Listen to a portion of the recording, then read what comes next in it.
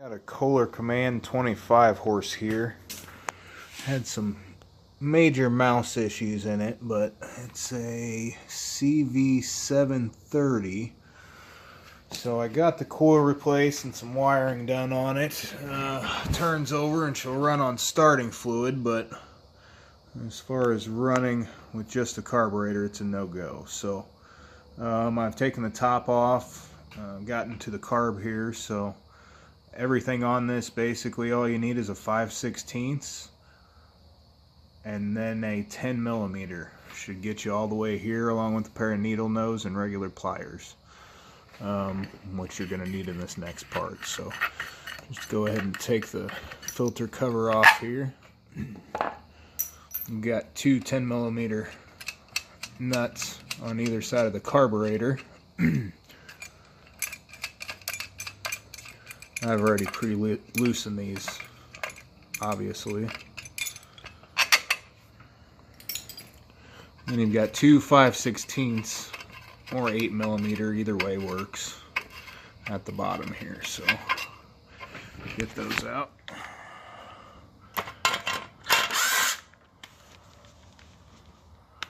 And yeah, as you can see, the mice were in this thing pretty bad.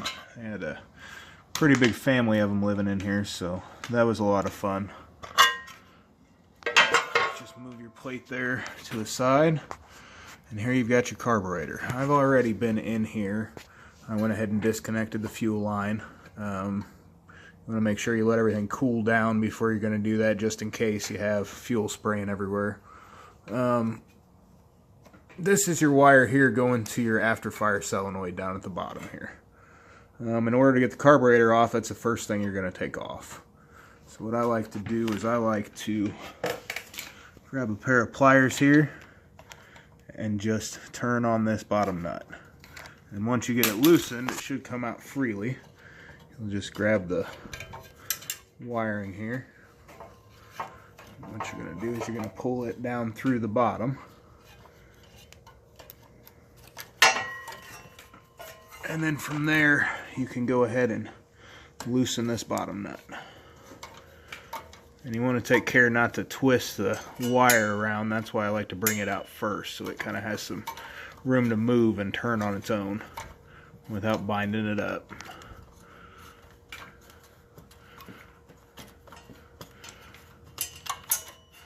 So once you've got that off of there, I like to test it. Obviously on this, when you start, you really want your spark plug wires off, just to ensure that nothing starts, which is very unlikely, but safety is always first. So once I take my solenoid off here, looks pretty dirty, looks like it's all gummed up. I like to test and make sure they work. Plug her back in here, and then what you're going to do is you're going to ground one end out against here, and you're going to turn the ignition to on. So as I turn the ignition on, what I should see is down in the middle, I should see it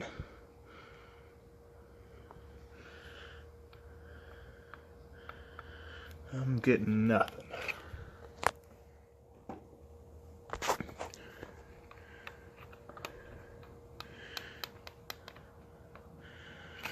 Getting nothing at all there. So back here, I realized the battery was actually dead, so that's why I wasn't getting anything, but you should be able to see the thing even spark off the ground here. That tells you you have a circuit. And then you should be able to see the needle in the middle moving. And it is not moving in this case. It is doing absolutely nothing at all, which is probably part of my issue, why I won't run, my carburetor won't run without starting fluid. So we're going to get this carburetor taken the rest of the way apart and get it cleaned up and put back together, and hopefully she'll work. Alright, so we're back here and I've got everything all prepped here. So basically on your after fire solenoid, the nut here and the nut here will separate, and you can get inside and figure out what's going on here. So I've loosened this already. You just unscrew it here, and basically what you've got You've got your main jet here, and you've got your plunger. So when voltage is sent to the afterfire solenoid, the magnet will draw this back down in, and it's supposed to pop back up. So there's a bunch of stuff down in here. There's probably not enough juice for it to pull back. We're going to clean all that in there, make sure everything down in here is clean, and then you want to make sure your jet here is 100% free, and then your side jets. From there you want to get your carb off, and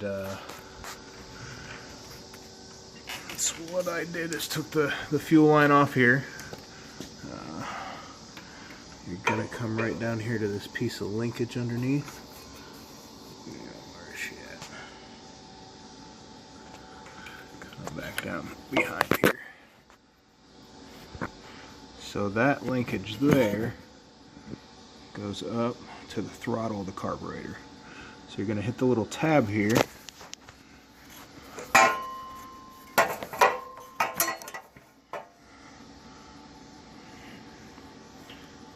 Hit the tab to the right, push it to the right, and it'll unlock. Push it all the way, and then you can pull your rod onto the carburetor straight out after that's unlocked. So now it's just kind of sitting there. Then you have your spring, which the spring came off with it, so that's fine too. Just want to keep those together. So that's all free there. Then you've got your ground wire here to the carburetor. It's pretty corroded and stuff up here. I got it out okay, but I'm going to want to clean that up, make sure you get a good ground back to the carburetor. Could be one of the reasons why that afterfire switch wasn't working correctly also. And then we're going to pull this off here. And once you get it off, you've still got it hanging, your choke's still there. So you want to turn that to the side and get your linkage up through. Now we're free. All free. Pretty filthy. Lots of mice junk up in there we got to get cleaned up. I'm going to get this prepped and show you how to clean it out the inside of the carburetor also. So here we are with the carburetor. What I'm going to do now is I'm going to go ahead and get it apart and cleaned. So we've got a front gasket here. You can take that off. This one ripped, so I'll have to replace it when putting it back together. You've got a zip tie here holding on from your fuel pump going down. So we're going to go ahead and cut one of those. Either one, doesn't matter. And then from there, what you can do is you can pry that down just a little bit, free it up, and then you want to do the same over here, except this one doesn't have fuel zip ties on it. From there, everything should come right apart. So there we are. Got the bottom there, quite a bit of crap in it. Other than that, everything doesn't look too bad. So we're going to put it in the ultrasonic cleaner. That's what we normally use on carburetors. Anybody else, you can put it in an overnight solution or one of numerous other things you can do, or just use carburetor cleaner depending on how bad it is. But we're going to throw this in the ultrasonic and get everything put back together. So I've got this all cleaned out. Everything seemed to be freed up. After that, everything's nice and clean all the way down through the middle. So what I'm going to do here is I'm going to hook it back up. That ultrasonic's going, so hopefully that doesn't cause too much interference. I'm going to turn the key to on. And what I'm going to do is go back here to my ground. And what you should hear a click.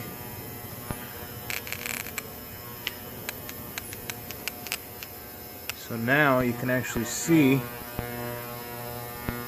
how the piston going down through there, when it's detached, it blocks the fuel, and once the voltage gets to it, it opens. So it allows the fuel to go through these two tiny side holes and straight up through that middle jet. That's the main jet there. So got her almost wrapped up here.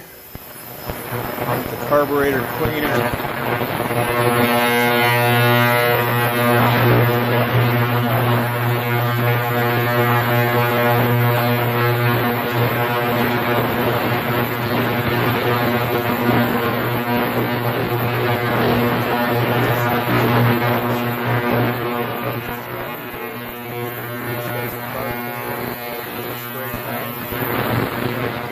Just because it doesn't burn the eyes as bad.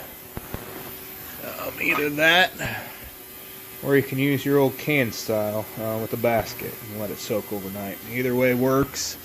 Ultrasonic's probably the best way to do it, but depending on how bad it is, that can vary. So here in 1 second I'll get this all taken out and we'll get it put back together and see what we've got.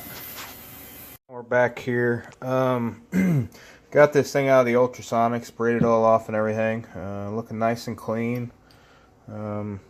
Still got to get the rest of that gasket off there, get a new one in. The majority of the time, the issues that you're going to have with these are either going to be in that bottom solenoid piece, which I was showing you. Let's get that here again. So they're either going to be in this bottom solenoid piece most of the time, or they're going to be here to do with your float. So this is your needle that goes down in, seals off your gas coming in. A lot of times it'll be completely gummed up on the inside there, and it will not allow fuel to actually get to your engine. So this one we got cleaned out real well. I always like to go along here and make sure there's no leftover residue anywhere on the needle itself. This one looks pretty good. You want to make sure it's still pliable. There's no separation or anything in the needle. If there is, it will leak and cause issues. So we're going to throw this back together real quick and get it put the rest of the way back on.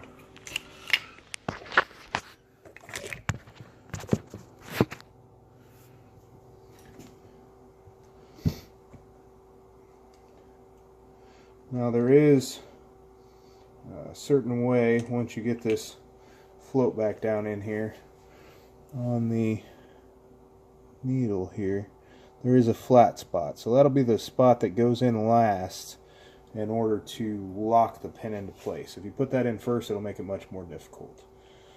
So put that in there, and it should push over to the spot that's flat, and that's where it's going to stay. I am not going to use a new bowl gasket. I don't have one on hand. Needing this done here today, so I'm going to put this old one back in. It's seen some better days, but it will work as long as it goes back down in there and there's no splits or anything in it. Just make sure it's pushed down in flush, down in the notch there. And once you get your bowl back in, I'll smash it all down and give you a good seal. So if you need to get a good one, just look it up with the model and serial number. There's a million different websites out there to do this. You can call a local dealer. Sometimes their prices are actually better. Either way, shop around a little bit. I would buy OEM. A lot of people use aftermarket stuff anymore, but you get what you pay for, so beware of that. And this gasket's not going down in here right, so I am going to go ahead and get a new one for it.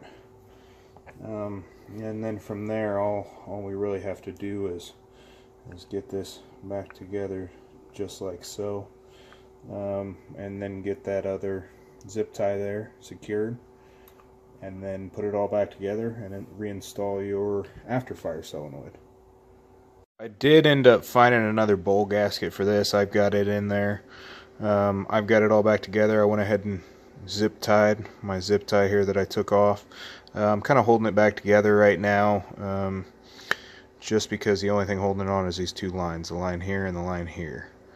So otherwise it would be able to move freely. We've got to get it back up on there, get all the linkage and stuff back to where it needs to be, and then get our anti-after fire solenoid back in there, and we should be all good to go. So go over here.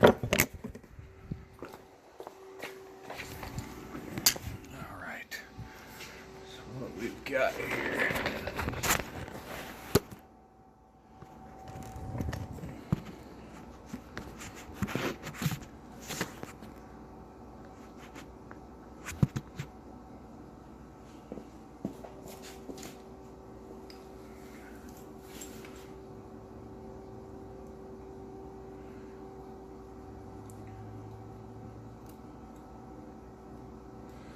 what you want to do is you're going to make sure you hold it together here. As you're holding it together, so you're holding it together here, you've got to slip your, shoot, can't see it there very well, huh? Slip your linkage behind the plate here at the bottom. From there, what you're going to do is you're going to go ahead and put your choke linkage back into here. So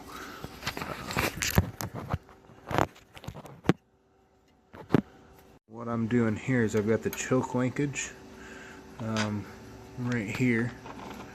Just gotta get it in there, flip it around, make sure that your linkage is behind the plate, and then you go ahead and put everything back together here.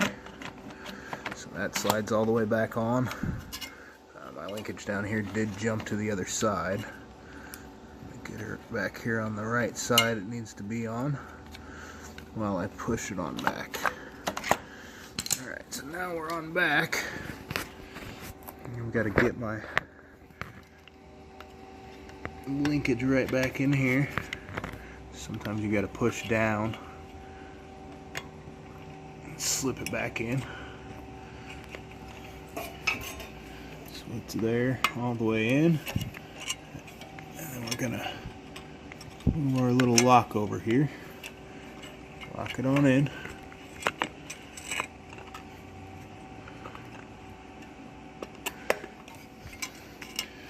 And then your spring here needs to go right back down in that hole where it came from. I'm going to grab a pair of needle nose here. Easiest way for me to do it. Right back down in there where she belongs. So now as we push down up top, she returns. This up here, I'm going to go ahead and clean it off real quick with some sandpaper. So all I've got is some, it's just regular 120 grit. Regular 120 grit sandpaper. Pretty fine stuff. Just going to go ahead and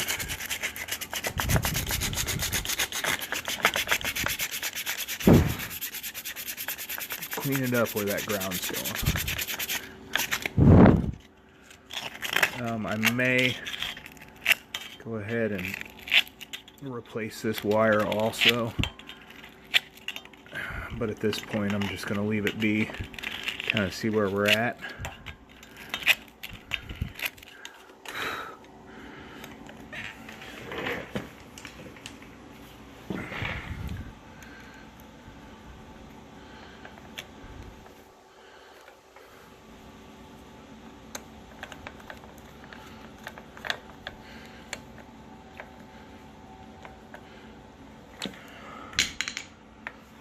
Okay, so we've kind of just got my bull hanging here at the moment. Let me get him back up in there, right?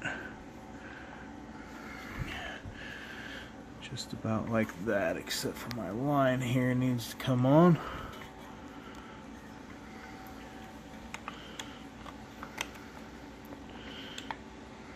Okay. Now we're going to grab our solenoid here. I'm going to go directly directly behind and up through.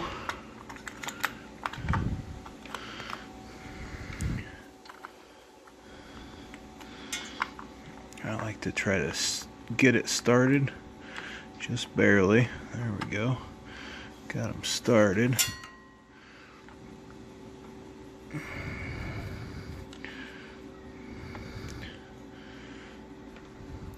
It is much easier with two hands, I can tell you that much. So screw it on up in there. I'm just kind of holding it steady as I'm screwing.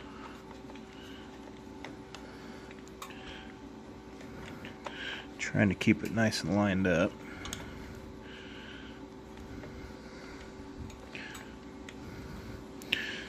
Nice and finger tight. Pair of pliers, finish it off.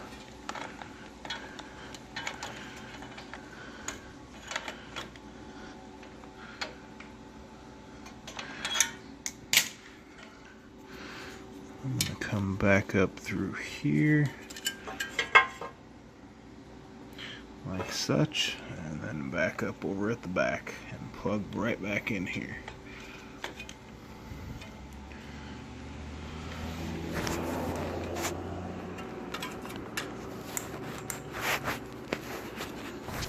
I actually just plugged it in and I actually heard the audible snap. And that's how it should sound when you turn one of these on. You should hear that solenoid click in if it's working properly. That's a good snap. So that was probably our original issue. The carburetor didn't seem that much dirty otherwise. Everything else looked good. So from there, all you got to do is get your fuel line back hooked up. Obviously, I didn't get all the fuel out of it real well, but it just goes down through here and throw her back on there.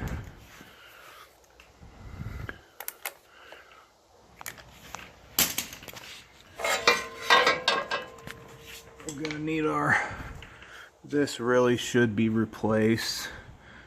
It's got a crack in it. I'm just going to put it back on there for now, just for the simple purpose of testing it. So from there, make sure everything here is all good, and then you're basically just going to put the nuts here back together, and from there you can test it. I'm going to go ahead and put these back in real quick and do a test run before I get everything back together.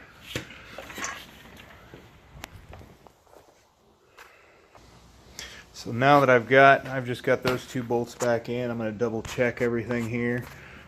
Choke looks like she's working good. So does my throttle here. Everything seems to be working good. Go ahead and throw my spark plugs back on both sides. And then I'm going to engage the parking brake on this and go ahead and give it a test run. Wouldn't advise this for everybody. This is kind of a dangerous thing to do. You do have an exposed fan. There's nothing else on. Do not do this at home. The dipstick stays detached, and if you don't go ahead and screw a screw back in, it will fly out of there on you. So parking brake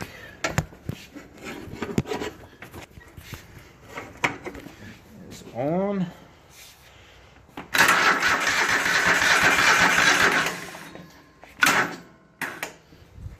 Hit my battery charger on here again. That battery in it's crap.